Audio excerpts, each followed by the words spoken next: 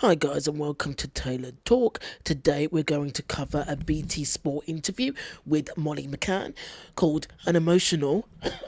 Molly McCann opens up on the dark headspace she entered after her Madison Square Garden defeat. So let's take a look at how Molly is doing now. Moments where I thought, I might just coach. I don't think I can do MMA again. I think I'm too sore. It can be a really awkward night for me. I switch on, I can make it the easiest night work of my life. Molly, welcome back to BT Sport. How are you? Adam, I'm all right, lad. I'm really good. I have to say, I do like Adam's relationship with all of the UK fighters. He has great chemistry with all of them. All the better for you asking me if I'm okay. It's nice to see your smiling face. I was just doing a little bit of research, obviously, to try and think of a different angle for our conversation today, because we've had so many over the years. And it's just over 10 years since you wrote that email to Next Gen. Yeah. And said, just been watching this last called Ronda Rousey on the telly. Yeah. I fancy doing a bit. How's your MMA journey been over that decade? Oh, Jesus, tonight it's been like this, hasn't it? I know at February 23rd, 2013, I made a reel of my 10 years in MMA, and it wasn't just the highlights, you know what I mean? I think I finished on Erin 10 years is a long, long time. Blanchfield with her hands in the air. Oh, and then it was like a picture of me being John Lennon in New York, the famous, with the flipping the bird, but I won't do that now. But yeah, I feel like in my mind I've probably overachieved from what I've expected to happen. I feel many people may say, well, you've overachieved, but they probably wouldn't know the backstory, how hard it was to come from where I've come from to achieve what I've done. And I don't know, I've set myself up well, and I've just tried dead hard, haven't I? Dead hard, so I'm reaping the rewards of my hard work. And it's weird, because I hear Conor McGregor say this, I think maybe in one of his last interviews, it feels like he's only just getting going. I feel like I don't feel like I'm near the end, I don't feel like I'm near my peak, I feel like... I don't think she is either. There's always time for her to get better. I'm at a good level now, and I'm probably going to push on. I know it's 10 years, obviously, but does it feel 10 years from that email? No, because I think I've probably lost 2 or 3 to injury, 2 to COVID, really, do you know what I mean, or a year and a half to COVID. So it's probably a good solid 6 years of or nearly 7 active years of competition. I don't know what I'd do without MMA. I can't really remember life too much before I was a full-time athlete. And I'm not even thinking about what I'm going to do after, but there's still a lot of fight in the old dog yet, I think. So. Dialpad's AI sales has completely transformed how we sell. AI is built right in with live coaching, speed dialing. How do you reflect in particular then on the last 12 months? On 2022 in particular, because you've just gone like that and that. Yeah. 2022 is probably the epitome of all that, isn't it? I think, yeah, if you put, I don't know, it's just like, it's my motto, it is, do you know what I mean? It's just like, I get every single thing that I want, and then I get the real, in terms of like financial stability, I get good sponsors, I get the respect of the public and the general public, and the notoriety of what I deserve for my time saved. And then the moment to cap it all off just goes tits up, and then I'm just like, oh, and then I feel worse than I've ever felt. Yeah, but Erin is a serious talent though. The commentators were saying that she is one to watch, so there's no harm in losing to Erin Blanchfield. On a loss, I felt like it was well worse than UFC Liverpool. It was just tough. I really struggled to smell the roses at the end of the year. I remember you sent me a really lovely message and it put things into perspective. And I feel like I'm very blessed in the fact that most of the time when you lose, they say, like, be careful, you'll see who your mates are. Like, I had more people message me when I lose than when I win that I know. So that's like, Yeah, but the thing is, Molly's very lucky that in which she's from the UK, so she's kind of a figurehead for the UK, and that's one of the reasons that the UFC do need her. That's a really nice thing, do you know what I mean? But I felt like come the end of last year, I had to forget like Meatball. I had enough of MMA and my own mental state and the public, and I just needed to be me for a minute, do you know what I mean? And where's my resolve? How do I rectify this feeling, this grief, like not achieving what you're supposed to achieve? I'm not going to liken myself to an Olympic athlete chasing gold, but I can pretty... But you are kind of an Olympic athlete chasing gold. You are a combat athlete that's chasing gold. It's very simple, very similar to a Olympian that chases the gold medal, or a silver, or a bronze. pretty much feel it's like being like Dina Asher-Smith running an Olympic 100-metre final and not getting gold. You're like, oh, that was my whole life dream, do you know what I mean? So, yeah, it was a great year, really, but... It's great that she mentions Asher Smith. She's also an icon as well. It just ended with just sour taste in my mouth, do you know what I mean? That message that you just referred to me sending you was born off seeing you. Mm-hmm. And I'm going to let people into what happened. Obviously, I came up to see Paddy in the build-up to his Jared Gordon fight, and you came into the gym. It's the first day I'd walked back in the gym since I lost. Yeah, and listen, I think we've got a good relationship, and you've got a great relationship with a lot of people in there, but it was a very different Molly that walked into that gym. It was quiet, you were away, you didn't really want to engage in conversation. Yeah. Hence sending you the message saying, you all right? Is everything... Yeah. I think I was just like, I was embarrassed and ashamed. I wonder why Molly was embarrassed. This is not her first loss. This isn't her first loss.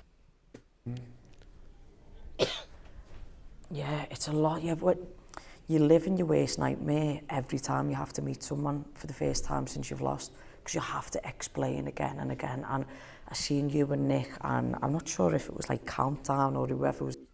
But you know what, Molly? You don't really have to explain yourself to anybody if you don't want to. And she shouldn't have to feel pressured to explain her losses to anybody. She really could just say no comment if she was like that. But we all know that Molly's not like that. Was in for Patrick. You know, she's too nice. That's what I mean. And I was like, oh, I have just picked the wrong day to come in today. Do you know what I mean? So that was just like a bit of a rough one, I think. Why? Because I want people to understand the mentality of a fighter. Because the highs, everybody can understand the highs, you just know. Well, you see, I've knocked someone out, I'm jumping on Dana White. Exactly. It's like, ah! Exactly. Yeah. But nobody sees the lows. Yeah. Obviously, social media is rife with people commenting on whatever they want to comment on. Mm-hmm. But it's the way...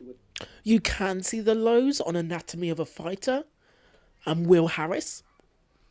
I might put the link in my description, but he obviously captures the highs and lows of fighters. So, Anatomy of a Fighter.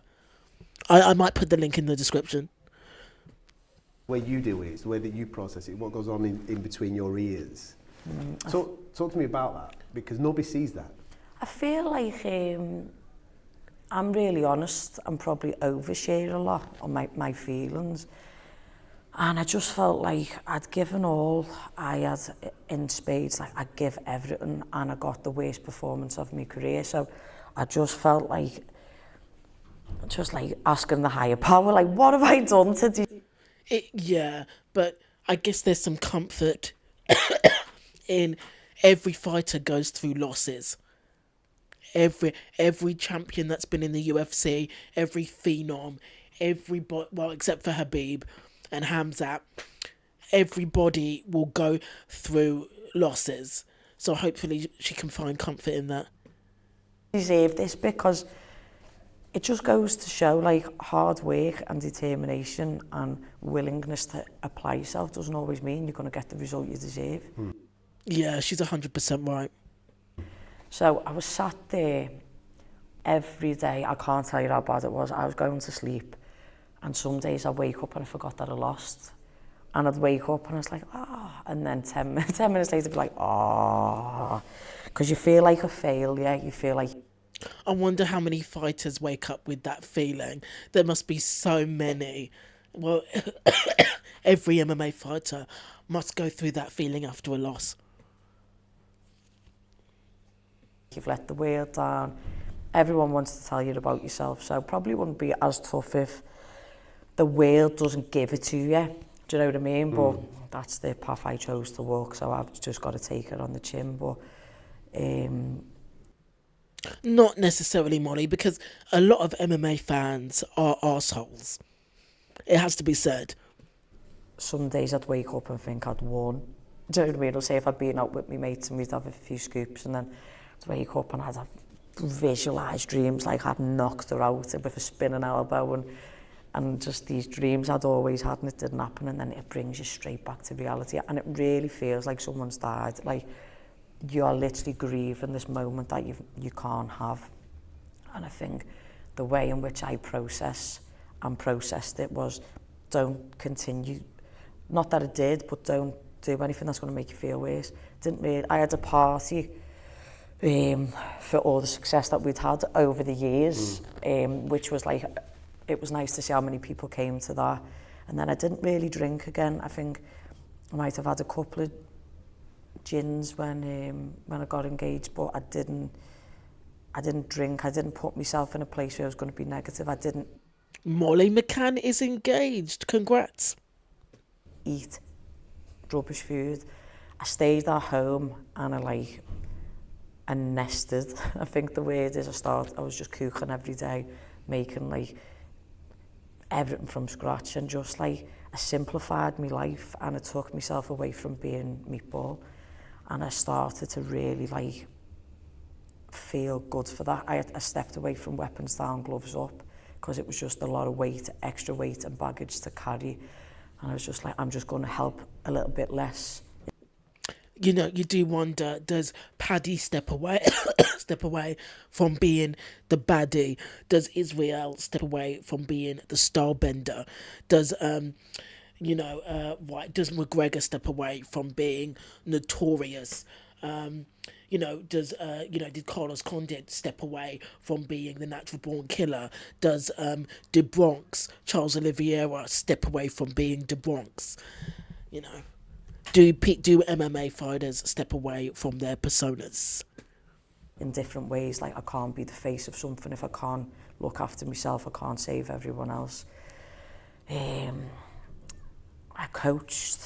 I was coaching the national team, getting them ready for the World Championships. And it was in that moment where I thought, I might just coach. I don't think I can do MMA again. I think I'm too sore. And I didn't. Did she mean like physically sore from training or emotionally sore from the loss? Train till mid-January. From November, I just didn't. I couldn't. And then when I started coaching again, I was like, maybe I can do this. And I remember over Christmas I was in Tenerife and I was getting the itch, and then I got the call for London, March, Leon's card. And I said, Graham, I've never done this before, but can I ring you back after my holiday? I went, absolutely. And I think I rang him on the 2nd of January. He said, I'm not ready to shoot back into another fight camp. Like, I need time to grow and learn and be better, not just continuously nursing an injury, pushing on, like being at the forefront of the media and the rigmarole that this all has. Like, I just need to be sound in my mind. And he said, yeah, I'll ring Mick, I'll tell him. And I wasn't expecting it to go that way, because I've never said like no before. And then the 10th anniversary, this day that we're talking about, get a contract sent through. June 10th, you're fighting this opponent. And I was just, you should have seen the smile on my face. I was like, yes, I'm ready. And ultimately, it actually got changed to the London that we're like prepping for now. But I was just like, I'm ready to go now. And I've never done that in my life. I've never looked after myself when I've needed it the correct way. I think I've just always pushed through the pain, and like, because that's all fighters know how to do, but I thought, just slow down. Like, Graham Boylan says, you haven't worked this whole life to get to this point and to not like it. I said, you're right, yeah. You're right, boss. Can I talk about Ellis for a minute? Yes, you can. How much do you think her being in your life and... I feel like I'm going to cry. Well, I think it's an important thing, because I think a lot of people that watch your documentary that obviously went out on BT, they've seen the struggle that you've been through, they've seen everything that you've had to deal with, relationships and what have you. And listen, I'm privileged enough to have met her and been around her and seen the... Oh, I haven't seen the documentary. Maybe I need to. Maybe I'll probably do a review. energy that you two have together. And she just takes the piss out of it, doesn't she? Yeah, but how beautiful that is. Yeah. How much her being in your life has enabled you to get to this point that you're at right now? Guys, when do you ever think we're going to see a gay male, openly gay male UFC fighter? Because we've never seen it. And I think it might happen. But in the case of them being, like, outed rather than, you know, them actually just coming out of the closet just because. Because I don't know if we're ever going to see a current male UFC fighter come out as gay with the fan base that MMA has, which is sad. I've got a friend who used to play for England. She plays for Everton. She's called Tony Duggan. And we was out on Mother's Day last year, I think, or was this last year? It was after the first elbow, I think, and she went, "Do you think you would have got that with so-and-so?" When I was with her, because she didn't like the other person who used to be with her. I was like, absolutely not. I feel like I've finally found a... The world of sport is a fickle, ever-changing beast. But you'll be ready to watch, plan, adapt. Download the app and see for yourself why Bet365 is the world's favourite online betting brand. And please, gamble responsibly. A match who can intellectually push me. She tightens the screws and steadies the ship when the storm comes.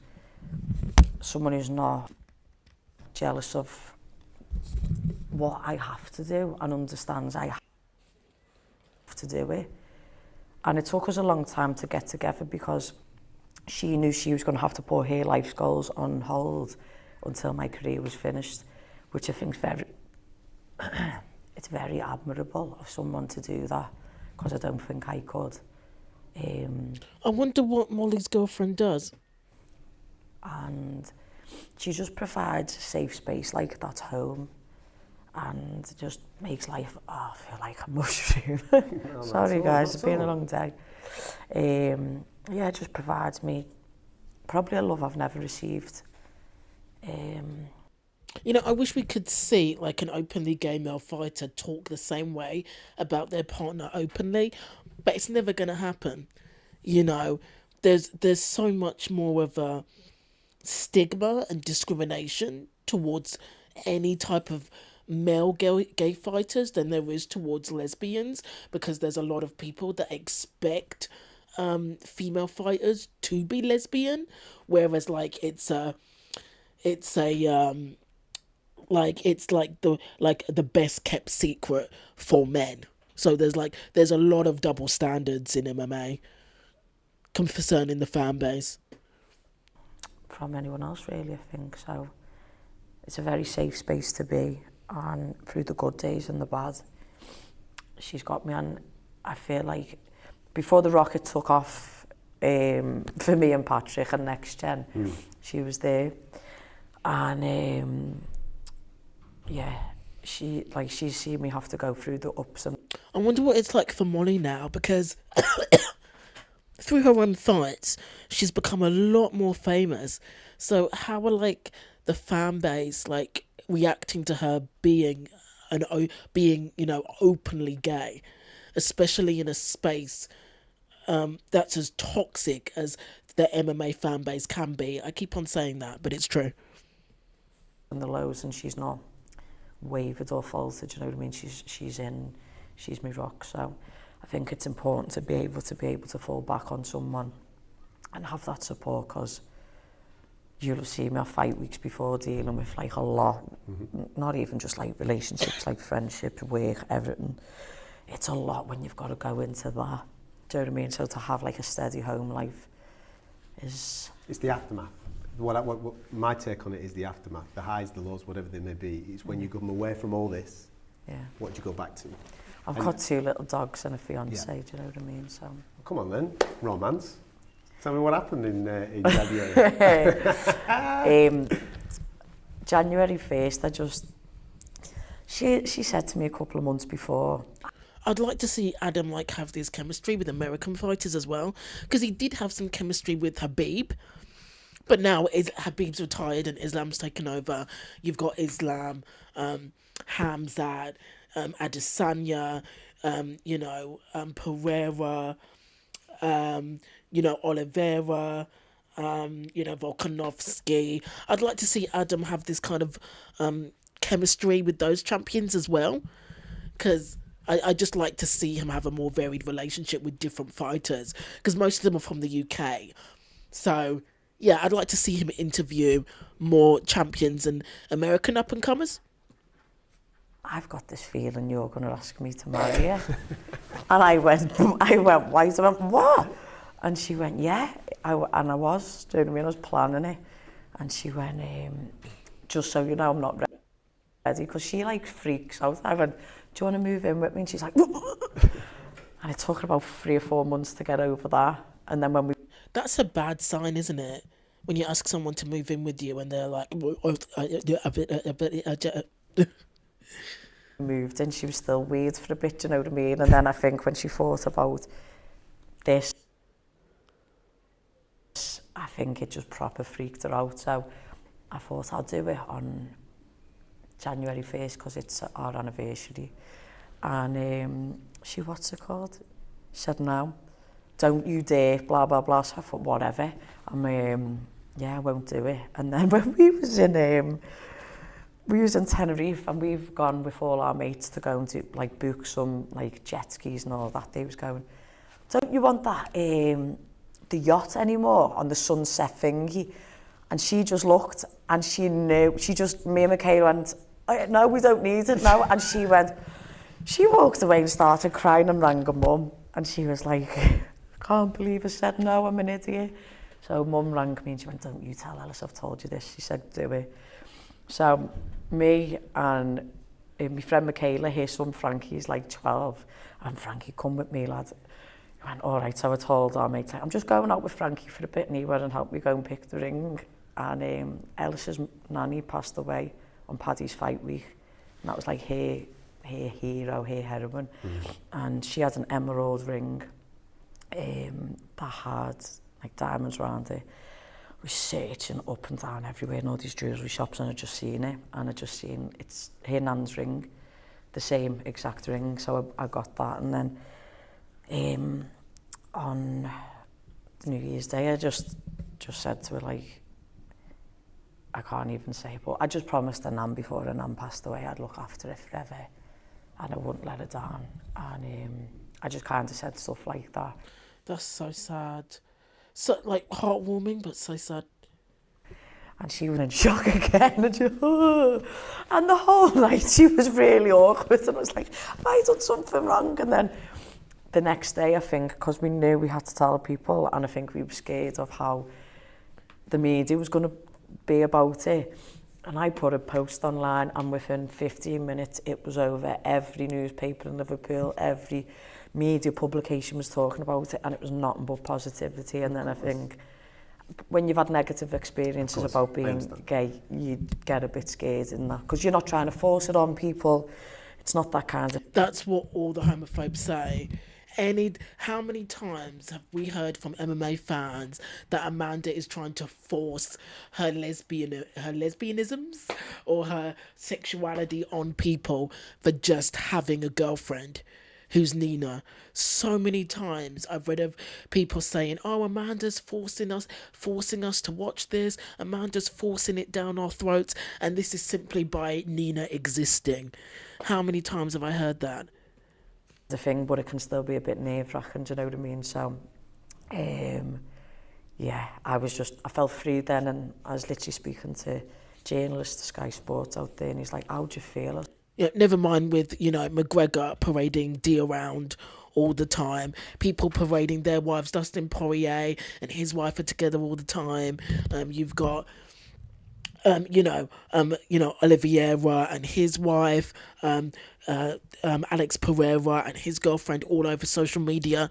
Nobody ever talks about them shoving their girlfriends. Brian Ortega and Tracy Cortez and their social media romance, that's all over the place. Nobody ever complains about straight couples. I wonder why. I was like, just a bit more at peace, do you know what I mean? Yeah. So, yeah.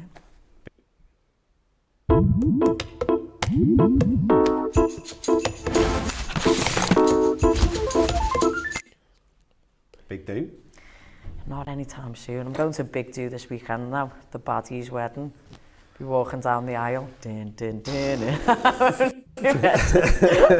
How long has Paddy been engaged? I feel like he's been engaged for forever. Because I remember in Ariel Hawani's interviews, he was talking about his fiancée, so they've been engaged for... It feels like that Paddy's been engaged to his girl for a really long time. I may be wrong. I'm only messing. Listen, congratulations. Thank you. Honestly, it's beautiful to see you now in this space, of which then allows you to come and do all the things that we want to see you doing once again come July. Stoliarenko, talk to me about it. Shocked when I got the call. I mean, I think I normally tell you and Nick when I've got a fight and a fight date. I've never turned an opponent down. I was just shocked that she struggled to make the weight above. So why is she coming down? But I think it's like she knows she can't make a good run at the title like that. So it's an educated thing. I really believe that Molly would face Valentina in a heartbeat. If they said, we've got Valentina Shevchenko for you in 3 months, Molly would do it. I honestly believe that I don't think she would ever turn a fight down. If Ronda was coming back, she'd be like, yeah, I'll face her. If Joanna Jędrzejczyk was coming back, she'd be like, yeah, bring it on. If they were like, we want you to go up to 135 to face Amanda, try and take that 135, but she would do it. I genuinely believe. I don't think that Molly's scared of anybody in any division. I don't know to drop the weight, but stylistically it's a tough one for me. A black belt in the gi, does a lot of IBJJF competitions, wins them all, and I feel like Mick's being like, just shut the fans up and go and have a go with someone who carries weight in terms of weight, and I don't know, they don't just give out black belts, you know what I mean? No. She's a talented kid. She's knows what she's good. doing. She's been in the Ultimate Fighter. She's got a bit of history about it, and yeah, it can be a really awkward night for me. I switch on, I can make it the easiest night work of my life. I walk into weird stuff, I'll make it the hardest night in my life, do you know what I mean? But in this headspace, in this happy headspace, I just feel calm. I just feel... But this is when you do your best work. Yeah, I think... When you're not erratic, when you're not all over. Oh my God, yeah, when... sometimes you get that excited when you come from nothing. And the second performance last year, for example. I was like this. Exactly. Do you know what I mean? And it's nothing that's going anywhere. I feel like the pressure's... Why is the UFC pairing up Molly with a black belt after she just got finished by Erin, who finished her on the ground? But then again, this is London, so I'm hoping the UFC are giving her what they see as a gimme fight. I really didn't do anything wrong other than in that last fight camp for Erin. Then she got off before I did, and that is that. And it was a long time. It took me a long time to get over that, Adam. But that's elite sport. I'm not. But Erin is elite, but plus Erin is bigger than her. She's bigger, she's tenacious, younger. She was bigger. She was able to bully Molly, in a way that Molly hasn't really been bullied before. Oh. And the thing is we've come back to camp. I went away to America for a month last month. Yep. I was in Cali for 2 weeks. I was in Texas for 2 weeks. And I thought, go and get a bit of pre-camping before you come home, and you've got time to. And I'm working so hard on my strength and conditioning to be a bigger meatball. Do you know what I mean? Like, I've been getting called lean ball, but I don't know. Yeah, Molly does need to be bigger. She's actually quite small compared to the rest of the girls in the division. Like, she needs that Mackenzie Dern tenacity and get a bit beefier. Like, can Mackenzie Dern, can they get in touch? Because give her a training regimen, Mackenzie Dern training regimen, Mackenzie Dern diet, Mackenzie Dern exercise plan. Can Mackenzie Dern please get in touch with Meatball Molly? Let's make this happen. I've had a real rough shoulder. I think you knew the extent of my injuries going into not the last fight, the two before, and I think I can bench press. I haven't been able to bench press for like 18 months, you know what I mean? I can chins. I've just got a lot going for me at the minute, and I just can't wait to fight Adam. I really just want to, not even just silence people, because the outside noise means nothing, but just walk out to me Jamie Webster, get the fans on one, and no matter, I could open the fight, I could walk out first, I could walk out last, it does not matter. I just want to kill. Not kill, I just want to win. Win, kill, tomato. It's the same thing, right, Molly? Sporting the shirt there of the new venture that is coming everybody's way. But this is who you are. What we're talking about now. Yeah. This is always going to be there, isn't it? It's always going to be somewhere inside. No matter how big or small that flame is, it's always going to be, you're a fighter. Yeah. I feel like the UFC pay us, so you can't just leave the money in the bank. Like, you should be smart with your money. Inflation's going up, savings mean nothing, so invest. And I'm learning on the job. I'm being around people who are highly educated and smart in business. Good and I'm for you. choosing to just try and, where I'm from, they don't tell you what business models are and how to attain this. But I'm teaching myself and I'm learning myself, and I'm just trying to break generational cases. Good for you, Molly. Secure my future. And a pandemic could come again, last long, and I could not fight. I could break my leg, I don't know what's coming next. Yeah. And it's putting strategies in place to make sure that I'm going to be okay after all of this, because I think that all fighters, kind of with the pandemic and everything, have realised that they can't rely on fighting for the rest of their lives, and even if with injuries and stuff, fighting doesn't last forever, and your prime as an MMA fighter doesn't last forever, and your popularity as an MMA fighter doesn't last forever, just as Khabib. Like, your relevancy does not last forever, so it's great that Molly is taking precautions here. I'm not going back to a 9 to 5. I'm not going back to subway shifts, do you know what I mean? Nothing wrong with a good subway shift.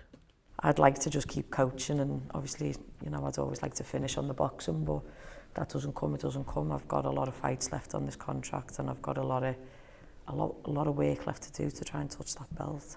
Well, I'm sure I can speak on behalf of a lot of boys and girls that are taking up martial arts now. You are the inspiration, you're the reason why they're taking to the mats. And I'm sure they're going to be rooting for you come July 22nd to do their thing. I'm going to have to do like a new special move, so my PlayStation character gets higher stats, aren't I? Yeah. Listen, it's great to see you in this space. Thank you, mate. It's good to see you back. Cheers, mate. I'm looking forward to see you do your thing. Thanks, lads. Okay, so that's the end of the interview, guys. Molly is one of the most likeable people in MMA. I think she needs like a nicest motherfucker belt. Dana can just give her that belt, and then people can fight her for it. So that was a great interview. Let me know what you think in the comments. Thanks for watching, guys. Have a great day.